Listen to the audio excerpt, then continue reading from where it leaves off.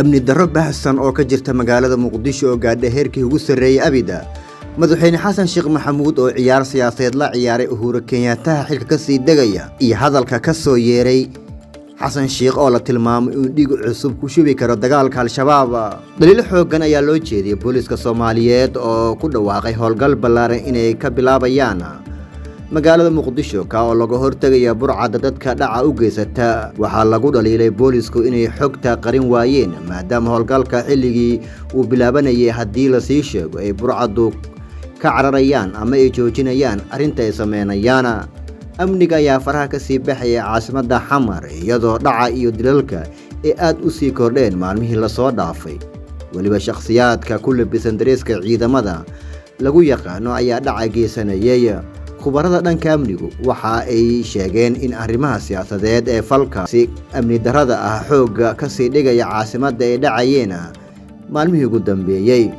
sarkaal hore uga soo shaqeeyay dowladdii kacaanka ahayd waxa uu sheegay inay jiri karto ku xumeyn ama la rabo in lagu fashiliyo dowladda cusub ee madaxweyne xasan sheekh maxamuud ee dhowaan dalka loo doortay. tani markii madaxweynaha Soomaaliya xasan sheekh maxamuud Muqdisho lagu doortay waxaa sii xoogaysanaya dhaca bulshada loo geysanayay iyo booliska oo ay sheegeen inay bacsanayaan burcadaasa.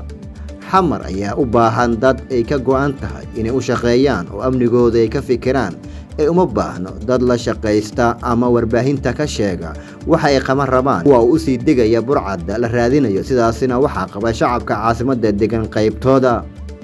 xaafadaha qaar ee gobolka Banaadir waxaa hadda la qorsheynayaa inay samaystaan ciidamo madani ah si ay nabadgelyadooda u sugtaan oo ciidanka hubeysan ee la arko xaafadda laga hortago si la mid ah xilligii hogaamiye kooxeedyada Muqdisho ka jireen oo arrintaasi ay ku caaniheda.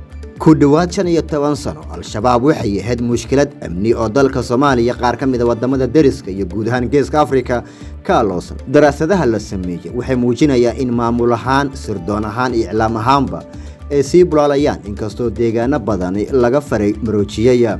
sida ay sheegayaan khubarada dhanka amniga, al-shabaab ayaa ku raaxaysata howlgallada Soomaaliya ka fuliyaan waxaana sabab u ah siyaasadaha ama dhalayska ah ee aan isbedelka lahayn ee dowladda Soomaaliya, dowlad goboleedyada iyo dowladaha deriska ah ee ku wajahan dagaalka dhan ah al-shabaab ee xiriir dowlo leh ururka jihadoonka al-qaacida. madaxweyne xasan sheekh maxamuud oo goobjoog ka ahaa tan iyo soo ifbixi al-shabaab ayaa si weyn uga daragsan howlgallada ka dhanka ah tan iyo xilliga macquulna ma tahay inuu muddo xileedkan curdunka ah dhiig cusub uu ku shubo siyaasadda dowladda Soomaaliya ku aadan himilada ah in laga adkaado shabaab. madaxweynuhu wuxuu khudbad ku saabsan istaraatiijiyadda mustaqbalka Soomaaliya ka jeediyay dood uu soo qabanqaabiyay macadka Sita ee dalkaasi Turkiga laga leeyahay ka oo lagu xusayay in dowladda federaalka Soomaaliya waqtigan uu diyaar ahayn wada hadal ee la gasho al-shabaab. wuxuu ku dhawaaqay in dagaalka military lagu kordhin doono mid fikir iyo mid dhaqaale. fikirka iyo dhaqaalaha waa udub dhexaadka jiritaanka shabaab. kooxdu waxay dhalinyarada ka iibisaa fikradaha ka hor inta aysan ka dhaadhicin oo aysan ku biirin, halka dhaqaaluhu uu yahay sidaalka ay ku sii ogolaanayaan inay sii bulaalaan awood ahaan jiritaankooduna sii dheeraado. waana furiimaha muhiimka ah xilligaasi in laga furo. tan iyo markii hubka ay qaateen shabaab waxay dhaqaalo xooggan ka aruuriyeen shacabka ilaa ay gaareen inay canshuuraha dekedaha dalka Soomaaliya ka qaadaan. weliba lama kulmin siyaasad ku dhac iyo dhiirigelin leh oo ka dhan ah dhaqaale urursiga. in tubooyinka dhaqaale ahaan ku tiirsan yihiin laga xiro waa qorshaha dhiig cusuba. sida ay sanadkii hore qortay majallada New York Times ee dalkaasi Mareykanka waxa ay sheegtay in halkii konteenar ee caadiga ah ay ka soo dega dekada Muqdisho shabaab ay ka qaadaan $90 halkii midka weyn ay ka qaadaan $150 oo baad ah, taas oo soo xareysa ugu yaraan $120 milyan sanadkii. qorshaha ku dhiirashada u baahan waa joojinta lacagtaas. 5 sano la soo dhaafay awoodda ciidan shabaab lama waxyeelin mana jirin howl weyn oo laga qabtay dhaqaale ahaan. si weyn ayay u kordheen maadaama loo ogolaaday inay irid kasta canshuur ka qaadaan. maamulka cusub ee hogaamiyo madaxweyne xasan sheekh maxamuud waxaa mandatekiisu ugu muhiimsan yahay sugidda amniga Soomaaliya. xasan shalay wuxuu booqday dugsiga tababarka commandoska Turkiga halkaas oo xarun muhiim u ah tababarada iyo tayeenta ciidamada commandoska Soomaaliyeed. dhawaan wuxuu Eritrea u tagi doonaa inuu soo celiyo 5,000 oo askari oo farmaajo ku wareejiyay galkooda kuwaas oo dhowr sano ku maqnaa Asmara. dhanka kale waxaa soconaya socdaal uu ku tagi doono Washington dalka Mareykanka iyadoo la filayo in Biden uu dib u soo celin doono ciidamadii uu bishii December sanadii 2020 madaxweyne isaga ka horeeyay Donald Trump amray in laga soo saaro Soomaaliya lana dejiyo dalalka dariska ah ciidankaas oo gaaraya 700 oo askari.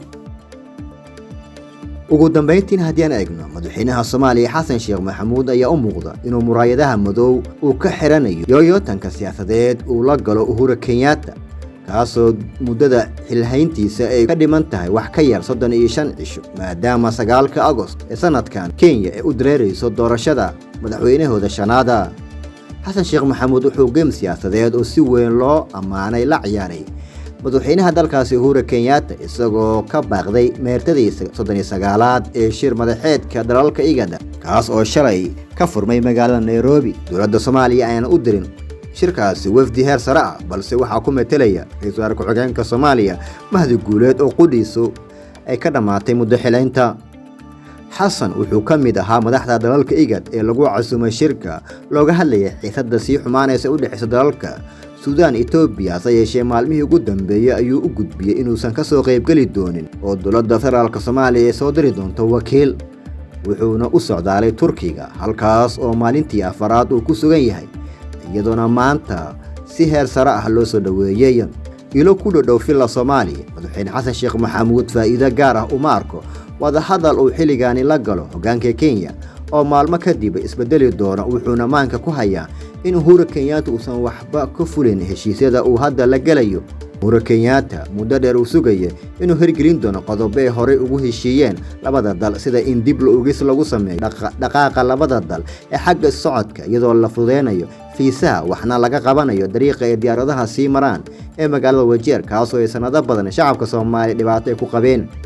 inta badan qodobada Soomaaliya hor dhigtay Kenya waxaa ugu muhiimsan in la cusboonaysiiyo heshiiska labada dal ee u dhaxeeya si diiradda loo saaro qodobada mudnaanta leh ee duulimaadyada Muqdisho Nairobi dib loo bilaabayo lana joojiyo maritaanka Wajeer si meesha looga saaro tacadiga dadka Soomaaliya ee la kulmaan.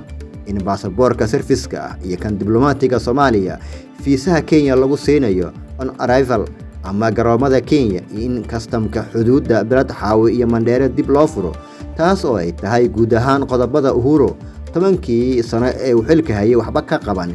waana sababta madaxweyne Xasan uga gaabsaday inuu la kulmo mar kale madaxweynaha xilka ka sii degaya ee Uhuru Kenyatta. marka uu ka soo laabto Turkiga madaxweynaha Soomaaliya wadanka ugu horeeya madaxweyne Xasan Sheikh Maxamuud socdaalkiisa uu ku tagi doono waa Kenya haddii uusan booqashadiisa Nairobi dib ugu dhigin arrimo siyaasadeed oo la xiriira ka warsugidda isbedelada hoggaanka ee la filayo inay ka dhacaan dalkaas maadaama Soomaaliya ay doonayso inay la macaamisho hoggaanka soo socda.